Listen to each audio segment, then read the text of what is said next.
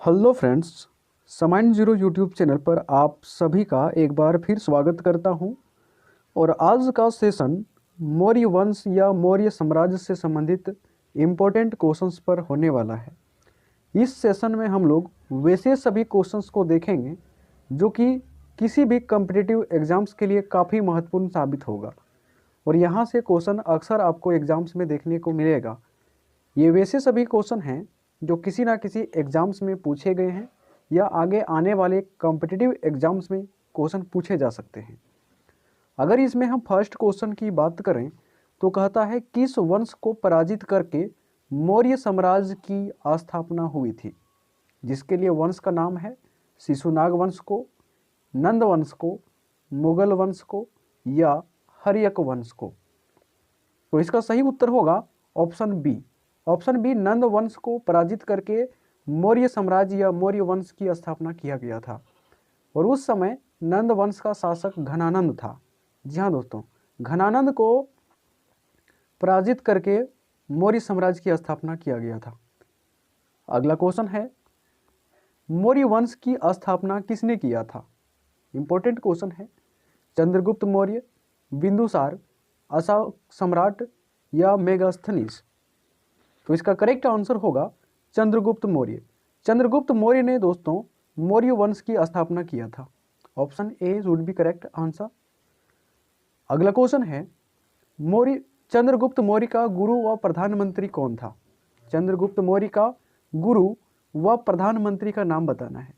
क्या मेगास्थनीज था, बिंदुसार था, घनानंद था या कौटिल्य था? तो इसका सही उत्तर होगा ऑप्शन डी, कौटिल्य। कौटिल्य जो था यह चंद्रगुप्त मौर्य का गुरु व प्रधानमंत्री था, जिसको चाणक्य के नाम से भी जाना जाता था। चाणक्य भी इसे कहा जाता था। अगला क्वेश्चन है, चंद्रगुप्त मौर्य ने अपनी राजधानी बनाया, कहाँ पर बनाया था? तक्षशिला, पाटलिपुत्र, उज्जैन या वाराणसी को? तो इसका सही उत्तर होगा पाटलिपुत्रा को। चंद्रगुप्त मौर्य ने अपनी राजधानी पाटलिपुत्रा बनाया था। ऑप्शन बी करेक्ट आंसर होगा। अगला क्वेश्चन, नेक्स्ट क्वेश्चन है, मौर्य वंश का नाम किससे संबंधित है? क्या गाय से संबंधित है, इंडिका से, कबूतर से या मोरा से? तो इसका सही उत्तर होगा मोरा से संबंधित है मौर्य वंश का नाम। ऑप्शन डी करेक्ट आंसर होगा। और मोरा चंद्रगुप्त मौर्य की माँ का नाम था। किसका नाम था? माँ का नाम था चंद्रगुप्त मौर्य की, जिसके नाम पर मौर्य वंश पड़ा।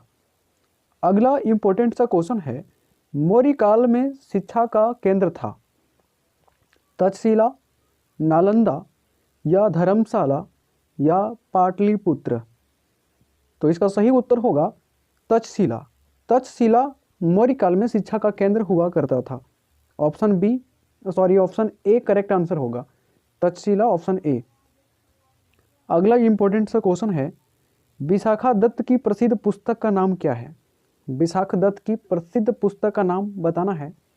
क्या इंडिका है, अर्थशास्त्र है, कल्पसूत्र है या मुद्राक्षस है? तो इसका सही उत्तर होगा मुद्राक्षस। विशाखा दत्त की जो प्रसिद्ध पुस्तक है उसका नाम मुद्राक्षस है। ऑप्शन डी करेक्ट आंसर होगा। अगला इंपॉर्टेंट सा क्वेश्चन है जो कि कई बार क्वेश्चन पूछा गया है कॉम्पिटिटिव एग्जाम्स में। चंद्रगुप्त मौर्य ने सेल्यूकस निकेटर को कितनी हाथियां उपहार में दी थी? 1000, 150, 500 या 300? तो इसका सही उत्तर होगा 500 हाथियां उपहार स्वरूप भेंट में दिया था चंद्रगुप्त मौर्य ने सेल्यूकस निकेटर को। अगला क्वेश्चन है, भारतीय इतिहास का प्रथम महान सम्राट कहा जाता है? किसे प्रथम महान सम्राट कहा जाता है? चंद्रगुप्त मौर्य को, सम्राट अशोक को, सम्राट अकबर को या औरंगजेब को? तो इसका सही उत्तर होगा चंद्रगुप्त मौर्य को। चंद्रगुप्त मौर्य को भारतीय इतिहास में प्रथम महान शासक कहा जाता है या प्रथम महान सम्राट कहा जाता है। इंडिका पुस्तक किसके द्वारा लिखी गई है? क्या चंद्रगुप्त मौर्य के द्वारा, मेगास्थनीज के द्वारा, विशाखा दत्त के द्वारा या कौटिल्य के द्वारा? तो इसका सही उत्तर होगा इंडिका पुस्तक जो लिखी गई है यह मेगास्थनीज के द्वारा लिखी गई थी। Megasthenes option B correct answer होगा, ऑप्शन बी करेक्ट आंसर हो जाएगा। अगला और इम्पोर्टेंट सा क्वेश्चन है, भारत का मैकियावेली किसे कहा जाता है? बहुत ही इंपॉर्टेंट क्वेश्चन है, कई बार यह क्वेश्चन एग्जाम्स में पूछा भी गया है। भारत का मैकियावेली किसे कहा जाता है? समुद्रगुप्त को, मेगास्थनीज को, या सम्राट अशोक को, या चाणक्य को? तो इसका सही उत्तर होगा चाणक्य को। चाणक्य को भारत का मैकियावेली कहा जाता है। अगला क्वेश्चन है, अर्थशास्त्र पुस्तक किसके द्वारा लिखी गई है? चाणक्य के द्वारा, मेगास्थनीज के द्वारा, सम्राट अशोक के द्वारा, या विशाखा दत्त के द्वारा? तो इसका सही उत्तर होगा चाणक्य के द्वारा। चाणक्य के द्वारा अर्थशास्त्र नामक पुस्तक लिखी गई है जो कि राजनीतिक पर आधारित है। अगला क्वेश्चन है, चंद्रगुप्त मौर्य का उत्तराधिकारी कौन था? सम्राट अशोक, समुद्रगुप्त, चाणक्य, या बिंदुसार? तो इसका सही उत्तर होगा बिंदुसार। चंद्रगुप्त मौर्य का उत्तराधिकारी बिंदुसार था, ऑप्शन डी करेक्ट आंसर होगा। और अगर हम बिंदुसार की टाइम पीरियड की बात करें तो 298 बीसी से 269 बीसी तक इसका टाइम पीरियड रहता है जिसमें ये शासन करते हैं बिंदुसार। अगला क्वेश्चन है, बिंदुसार की माता का नाम था, जिसके लिए आपको 4 ऑप्शन मिलेंगे और इसका सही उत्तर होगा ऑप्शन बी दूरधरा। दूरधरा जो थी यह बिंदुसार की माँ थी, जबकि चारुमित्र और शुभडांगी की अगर हम बात करेंगे तो यह बिंदुसार की पत्नियां थी दोनों। किस मौर्य शासक को शत्रु विनाशक कहा जाता है? बिंदुसार को, सम्राट अशोक को, चंद्रगुप्त मौर्य को, या उपरोक्त में से कोई नहीं? तो इसका सही उत्तर होगा बिंदुसार को। बिंदुसार को दोस्तों शत्रु विनाशक की उपाधि दिया गया है, उपनाम दिया गया है। अगला क्वेश्चन है, मौर्य सम्राट बिंदुसार का उत्तराधिकारी कौन था? बिंदुसार का उत्तराधिकारी बताना है। क्या सम्राट अशोक, कौटिल्य, चंद्रगुप्त मौर्य, या उपरोक्त में से सभी? तो इसका सही उत्तर होगा बिंदुसार का उत्तराधिकारी सम्राट अशोक था, ऑप्शन ए करेक्ट आंसर हो जाएगा। अगला इंपॉर्टेंट सा क्वेश्चन है, अशोक ने अपना राज्याभिषेक कब कराया? राज्याभिषेक अशोक ने कब कराया था? जिसके लिए 4 ऑप्शन मिलेंगे और इसका सही उत्तर बताना है। इसका सही उत्तर होगा ऑप्शन सी। ऑप्शन सी 269 ईसा पूर्व में अशोक ने अपना राज्याभिषेक करवाया था, ऑप्शन सी करेक्ट आंसर होगा। क्योंकि अशोक से पहले बिंदुसारी का शासनकाल था जो कि 298 से लेकर 269 ईस्वी तक ईसा पूर्व तक चला था। 269 ईसा पूर्व में अशोक राज्याभिषेक कराया गया अशोक का। अगला क्वेश्चन है, कलिंग आक्रमण की जानकारी किससे मिलती है? कलिंग पर आक्रमण जो अशोक ने किया था इसकी जानकारी किससे मिलती है? हाथी गुफा अभिलेख से, अशोक के अभिलेख से, शाहगोर के अभिलेख से, या जूनागढ़ अभिलेख से? तो इसका सही उत्तर होगा हाथी गुफा अभिलेख से। हाथी गुफा अभिलेख से कलिंग आक्रमण की जानकारी हमें प्राप्त होती है, ऑप्शन ए करेक्ट आंसर होगा। अगला इंपॉर्टेंट सा क्वेश्चन है, कलिंग युद्ध के बाद अशोक ने किस धर्म को अपना लिया? दोस्तों यह क्वेश्चन कई बार पूछा गया है, इसको आप VVI पर रख सकते हैं क्योंकि ये क्वेश्चन इतना बार पूछा गया है कि इसका कोई रिकॉर्ड नहीं दर्ज कर सकते हैं। बहुत बार पूछा गया है, आगे भी हो सकता है पूछ ले, इसलिए आप इसको थोड़ा सा माइंड में विशेष रखेंगे। बाकी सभी क्वेश्चन जो हैं इंपॉर्टेंट क्वेश्चन लिए गए हैं। जैन धर्म, बौद्ध धर्म, ईसाई धर्म, या सिख धर्म? तो इसका सही उत्तर होगा अशोक ने कलिंग युद्ध के बाद बौद्ध धर्म ग्रहण किया था। बौद्ध धर्म ग्रहण किया था, ऑप्शन बी करेक्ट आंसर हो जाएगा। अगला इंपॉर्टेंट क्वेश्चन की ओर हम लोग चलेंगे। उससे पहले बता दें दोस्तों कि इससे पहले हम लोगों ने मराठा साम्राज्य से संबंधित इंपॉर्टेंट क्वेश्चंस का वीडियो अपलोड कर चुके हैं। अगर आपने उसको नहीं देखा है तो प्लीज़ देखें, क्योंकि एक ही वीडियो में हम लोग संपूर्ण मराठा साम्राज्य को बिल्कुल आसानी से स्टेप बाय स्टेप समझाकर क्वेश्चन को करा दिया है, तो उस वीडियो को आप लोग जरूर देखें। अशोक ने बौद्ध धर्म प्रचार के लिए श्रीलंका किससे भेजा था? श्रीलंका में जो है बौद्ध धर्म प्रचार प्रसार करने के लिए क्या महेंद्र को भेजा था, संघमित्रा को, ए बी दोनों, उपरोक्त में से कोई नहीं। तो इसका सही उत्तर होगा ऑप्शन सी, ए बी दोनों, अर्थात महेंद्र और संघमित्रा को, जो कि इसके पुत्र तथा पुत्री थी, उन्हें बौद्ध धर्म प्रचार करने के लिए श्रीलंका अशोक ने भेजा था। अगला क्वेश्चन है, तीसरी बौद्ध संगीति किसके शासनकाल में हुई? तीसरी बौद्ध संगीति की बात कर रहा है चंद्रगुप्त मौर्य, बिंदुसार, घनानंद या अशोक। तो इसका सही उत्तर होगा अशोक के शासनकाल में। कई बार यह भी क्वेश्चन पूछा गया है कॉम्पिटिटिव एग्जाम्स में कि तीसरी बौद्ध संगीति अशोक के शासनकाल में हुई थी, और यह कहाँ पर हुई थी? तो पाटलिपुत्र में, पाटलिपुत्र में। ठीक है, नाम भी जगह का थोड़ा याद रखना है। अगला इंपॉर्टेंट सा क्वेश्चन है, सम्राट अशोक के समय मुद्राएं होते थे, किसके बने होते थे? सोना के, चांदी के या तांबा के, या उपरोक्त में से सभी?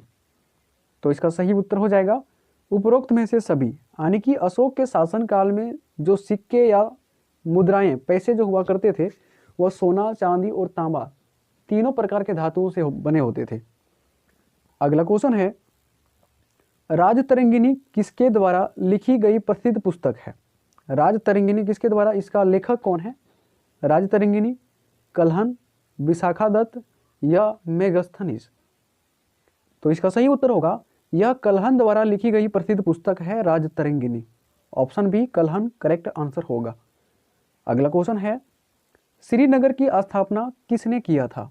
श्रीनगर की स्थापना करने का श्रेय क्या सम्राट अशोक को जाता है, बिंदुसार को, चंद्रगुप्त मौर्य को या चाणक्य को? तो इसका सही उत्तर होगा सम्राट अशोक। सम्राट अशोक ने श्रीनगर की स्थापना किया था। ऑप्शन ए करेक्ट आंसर होगा। अगला इंपॉर्टेंट क्वेश्चन, अशोक के अभिलेख को किसने पहले पढ़ा था? यानी कि सबसे पहले अशोक के अभिलेख को किसने पढ़ा था? महारचित ने, महेंद्र ने, संघमित्रा ने या जेम्स प्रिंसेप ने? तो इसका सही उत्तर होगा जेम्स प्रिंसेप ने। जेम्स प्रिंसेप ने अशोक के अभिलेख को सबसे पहले पढ़ा था और समझा था। अगला क्वेश्चन है, अशोक ने अभिलेखों में अपना नाम लिखाया था, क्या लिखा था? सम्राट अशोक, देवनाम प्रियदर्शी, सूर्यदर्शन प्रियदर्शी या उपरोक्त में से कोई नहीं? तो इसका सही उत्तर होगा ऑप्शन बी, देवनाम प्रियदर्शी के नाम से अशोक के अभिलेख में नाम का उल्लेख मिलता है। ऑप्शन बी करेक्ट आंसर होगा। अगला क्वेश्चन है, निम्न में से कहां से अशोक के साक्ष्य नहीं मिले हैं? पाटलिपुत्र से, श्रीनगर से, असम से या जूनागढ़ से? तो इसका सही उत्तर होगा आसाम से। आसाम से अशोक के कोई साक्ष्य या अभिलेख नहीं प्राप्त हुए हैं अभी तक। अगला क्वेश्चन है, अशोक ने कितने स्तूपों का निर्माण करवाया था? जिसके लिए 4 ऑप्शन मिलेंगे और इसका सही उत्तर बताना है। इसका सही उत्तर ऑप्शन ए हो जाएगा, 84,000 स्तूपों का निर्माण अशोक के द्वारा करवाया गया था। सम्राट अशोक के शिलालेखों के भाग थे, शिलालेख थे, स्तंभलेख थे, गुहालेख थे या उपरोक्त में से सभी? तो इसका सही उत्तर होगा उपरोक्त में से सभी, यानी कि ये तीनों प्रकार के अभिलेख जो हुआ करते थे वह अशोक के शासनकाल में हुआ करते थे।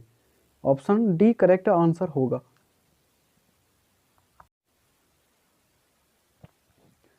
अशोक के किस अभिलेख में अहिंसा पर बल दिया गया था? अहिंसा पर बल किस अभिलेख में दिया गया था? प्रथम में, द्वितीय में, तृतीय में या चतुर्थ में? तो इसका सही उत्तर होगा प्रथम अभिलेख में अहिंसा पर बल दिया गया था। ऑप्शन ए करेक्ट आंसर होगा। अगला इंपॉर्टेंट सा क्वेश्चन है, मौर्य काल के राजकीय मुद्रा क्या थी? मौर्य काल की जो राजकीय मुद्रा थी, रुपया, डॉलर, पन या टका, क्या था? तो इसका सही उत्तर होगा पन। मौर्य काल की जो राष्ट्रीय मुद्रा थी वह पन हुआ करती थी। ऑप्शन सी करेक्ट आंसर होगा। अगला क्वेश्चन है, मौर्य काल में धार्मिक कर को कहा जाता था? मौर्य काल में धार्मिक टैक्स जो होता था उसे क्या कहा जाता था? बलि, टैक्स, चौथ या जजिया? तो इसका सही उत्तर होगा बलि कहा जाता था। मौर्य काल में धार्मिक जो टैक्स लगाए जाते थे उसे बलि कहा जाता था। अगला इंपॉर्टेंट सा क्वेश्चन है, मौर्य काल में सैन्य व्यवस्था का प्रधान होता था। सैन्य व्यवस्था का जो प्रधान होता था वह कौन होता था? जिसके लिए कर्नल, ब्रिगेडियर, डीजीपी या सेनापति। तो इसका सही उत्तर होगा सेनापति हुआ करता था मौर्य काल में सैनिक का प्रधान या सैन्य प्रधान। अगला क्वेश्चन है, मौर्यकालीन सैनिक कितने श्रेणियों में बंटा था? मौर्यकालीन जो सैनिक थे वो कितने श्रेणियों में बांटा गया था उन्हें? तो इसका सही उत्तर होगा 3 श्रेणियों में बांटा गया था। ऑप्शन बी करेक्ट आंसर होगा, 3 श्रेणियां, जो कि अगर फर्स्ट श्रेणी की हम बात करें तो वह पुश्तैनी हुआ करती थी, दूसरा भाटक और तीसरा वग्रहिक हुआ करती थी। तो ये 3 श्रेणियां हुआ करती थी मौर्यकालीन सैनिक की।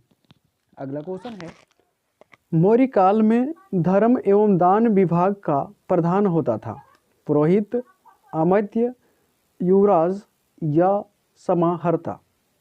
तो इसका सही उत्तर होगा पुरोहित। पुरोहित जो हुआ करता था यह मौर्य काल में धर्म दान का प्रधान विभाग हुआ करता था। ऑप्शन ए करेक्ट आंसर होगा। अगला क्वेश्चन है, मौर्य काल में प्रमुख न्यायाधीश का पद था। जो प्रमुख न्यायाधीश हुआ करता था मौर्य काल में वह कौन था? जिसके लिए ऑप्शन मिलेंगे और इसका सही उत्तर होगा व्यवहारिका। व्यवहारिका जो हुआ करता था यह मुख्य न्यायाधीश का पद हुआ करता था मौर्य काल में। ऑप्शन सी सही उत्तर होगा। अगला क्वेश्चन है, सांची का स्तूप किसने बनवाया था? सांची का स्तूप किसने बनवाया था? सम्राट अशोक ने, चंद्रगुप्त मौर्य ने, बिंदुसार ने या उपरोक्त में से कोई नहीं? तो इसका सही उत्तर होगा सम्राट अशोक ने। सांची का स्तूप जो बनाया गया था यह सम्राट अशोक के द्वारा बनाया गया था और यह कहाँ पर है? तो एमपी में, यानी कि मध्य प्रदेश में यह स्थित है। अगला क्वेश्चन है, अशोक ने अशोक स्तंभ कहाँ बनवाया था? अशोक ने अशोक स्तंभ जो बनवाया था यह कहाँ पर बनवाया था? जिसके लिए ऑप्शन मिले हैं और इसका सही उत्तर बताना है। इसका सही उत्तर होगा सारनाथ में बनाया था अशोक स्तंभ। ऑप्शन बी करेक्ट आंसर होगा सारनाथ। अगला क्वेश्चन है, मौर्य काल में गुप्तचर को कहा जाता था। मौर्य काल में गुप्तचर को क्या कहा जाता था? गुप्तचर, तेज पुरुष, गूढ़ पुरुष या मानस? तो इसका सही उत्तर होगा गूढ़ पुरुष कहा जाता था गुप्तचर को मौर्य काल में। ऑप्शन सी करेक्ट आंसर होगा। दोस्तों, अगर आप लोगों ने अभी तक वीडियो को लाइक नहीं किया है तो प्लीज़ वीडियो को ज़रूर लाइक करें। साथ ही अगर आप चैनल पर नए हैं तो चैनल को सब्सक्राइब जरूर करें ताकि अगला वीडियो का नोटिफिकेशन आप तक जरूर पहुंचे। और इसमें मौर्य काल में महल बनने होते थे लकड़ी से, पत्थर से, पक्के ईंट से या सीमेंट से? तो इसका सही उत्तर होगा लकड़ी से बने होते थे पक्के जो महल होते थे मौर्य काल में। यही हड़प्पा सभ्यता की अगर हम बात करें तो वहाँ पर पक्के ईंटों से महल बनाने के साक्ष्य मिले हैं। कई बार क्वेश्चन पूछा गया है। अगला क्वेश्चन है, मौर्यकालीन वर्ष की शुरुआत होती थी जनवरी से, मार्च से, जुलाई से या अगस्त से? तो इसका सही उत्तर होगा जुलाई महीने से वर्ष की शुरुआत होती थी मौर्य काल में। जो अगर देखें तो आषाढ़ महीना का उल्लेख मिलेगा कई किताबों में, आषाढ़ महीना। अगला क्वेश्चन है, अशोक का उत्तराधिकारी कौन था? अशोक का उत्तराधिकारी बताना है, जिसके लिए 4 ऑप्शन मिलेंगे और इसका सही उत्तर होगा ऑप्शन डी कुणाल। कुणाल जो था यह अशोक का पुत्र था और यह इसका उत्तराधिकारी भी था। अगला क्वेश्चन है, मौर्य साम्राज्य के पतन का एक कारण क्या था? इनमें से एक कारण बताना है जो कि मौर्य काल के पतन का कारण था, जिसके लिए 4 ऑप्शन मिले हैं और इसका सही उत्तर होगा युद्ध नीति का त्याग, यानी कि युद्ध के जो नीतियां थी उसे त्याग देने के कारण मौर्य साम्राज्य का धीरे धीरे पतन होता चला गया। ऑप्शन बी सही उत्तर होगा। अगला क्वेश्चन है, मौर्य काल में प्रांतों की संख्या कितनी थी? मौर्य काल में प्रांतों की संख्या बतानी है, जिसके लिए ऑप्शन मिले हैं, और इसका सही उत्तर होगा 4 थी। कितने थी? 4 प्रांत थे। लेकिन अशोक के अगर शासनकाल की हम बात करें तो अशोक के शासनकाल में प्रांतों की संख्या 5 हो गई थी। ठीक है, अशोक के शासनकाल में कितने हो गए थे? तो 5। लेकिन मौर्य काल में सिर्फ पूछा जाए तो 4 थे। अगला क्वेश्चन है, मौर्य साम्राज्य में सबसे महत्वपूर्ण पद हुआ करता था। मौर्य काल में सबसे महत्वपूर्ण पद कौन सा हुआ करता था? आमत्य, पुरोहित, सेनापति या युवराज? तो इसका सही उत्तर होगा आमत्य का। आमत्य का पद जो हुआ करता था दोस्तों, यह मौर्य वंश में सबसे महत्वपूर्ण पद होता था, जो कि राजा का पद माना जाता था। अगला क्वेश्चन है, मौर्य काल में सोने के सिक्के को क्या कहा जाता था? मौर्य काल में सोने के जो सिक्के बने होते थे उसे क्या कहा जाता था? तो इसका सही उत्तर होगा निष्क कहा जाता था। निष्क ऑप्शन सी करेक्ट आंसर होगा। मौर्य काल में सोने के सिक्के को कहा जाता था। अगला क्वेश्चन है, मौर्य काल का अर्थव्यवस्था निर्भर था, किसी पर निर्भर था? क्या कृषि पर, पशुपालन पर, कारखाना पर या उपरोक्त में से सभी? तो इसका सही उत्तर होगा मौर्यकालीन जो अर्थव्यवस्था था ये तीनों पर निर्भर था, अर्थात ऑप्शन डी करेक्ट आंसर होगा। कृषि, पशुपालन और व्यवसाय से संबंधित गतिविधियों पर भी आधारित था मौर्य काल की अर्थव्यवस्था। अगला क्वेश्चन है, मौर्य काल में सरकारी भूमि को क्या कहा जाता था? सरकारी भूमि, सीता भूमि, सुरक्षित भूमि या आबाद? तो इसका सही उत्तर होगा सीता भूमि कहा जाता था मौर्य काल में सरकारी भूमि को। ऑप्शन बी करेक्ट आंसर होगा। अगला क्वेश्चन है, सासाराम अभिलेख कहाँ से मिले हैं? कई बार क्वेश्चन पूछा गया है कि सासाराम अभिलेख कहाँ से मिले हैं, जिसका उत्तर दोस्तों आप लोग हमें कमेंट बॉक्स में देंगे। आपको ऑप्शन मिला है बिहार, बंगाल, उड़ीसा या असम। यहाँ पर बंगाल का मतलब पश्चिम बंगाल है, वेस्ट बंगाल है यहाँ पर। इसका आप उत्तर हमें कमेंट बॉक्स में बताएंगे। अगला क्वेश्चन है, अंतिम क्वेश्चन है, अशोक के अभिलेख की भाषा क्या थी? अशोक के जितने सारे अभिलेख हैं उनकी भाषा क्या थी? प्राकृति थी, संस्कृत थी, हिंदी या बांग्ला? तो इसका सही उत्तर हो जाएगा प्राकृत भाषा थी अभिलेखों की। ऑप्शन ए करेक्ट आंसर होगा। और दोस्तों अगर आपने अभी तक वीडियो को लाइक नहीं किया है तो प्लीज़ वीडियो को ज़रूर लाइक करें। साथ ही अगर चैनल पर नए हैं तो चैनल को सब्सक्राइब करना ना भूलें।